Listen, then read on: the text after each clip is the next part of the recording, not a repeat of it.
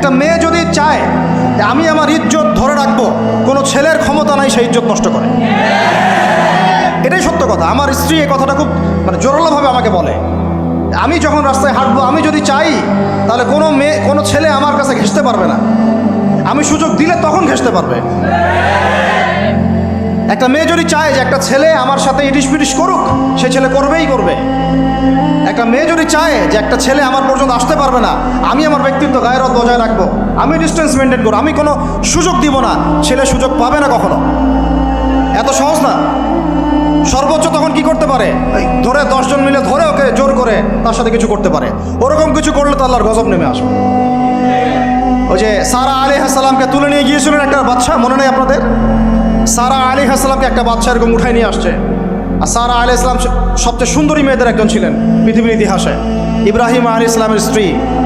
তখন তিনি হাত বাড়াচ্ছে তার দিকে ধরার জন্যে। আর সারা আলাইহিস সালাম তখন বলছে, দাঁড়ান, আমাকে 2 রাকাত নামাজ পড়তে দেন।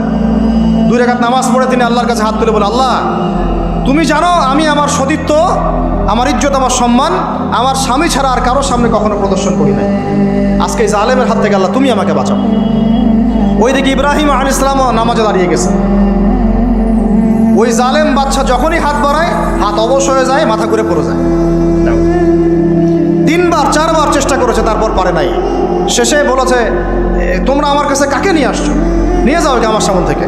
পরে উল্টা হাজারা আলাইহিস সালামকে হাদিয়া সহ দিয়ে পাঠিয়ে দিচ্ছে।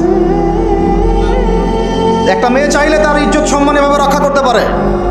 তোমরা জেনায় ছেলেটা লিপ্ত করেছে কারণ তোমরা চেয়েছো বলেই করতে পারছো। তুমি ফিতনা না ছড়াতা, তুমি বেহায়ের মতো বাইরে বের না হতা, তুমি তোমার চুল খোলা না রাখতা, তুমি তোমার পোশাক ঠিক রাখতা, তোমার কথা ঠিক রাখতা, তোমার কথার মধ্যে শক্তি রাখতা, মিষ্টি মিষ্টি প্রলোভন দিতা না, বাইকের পিছনে বসতা না, চটপটি ফুচকা খাইতা না, এখানে ওখানে আড্ডা মারতা না,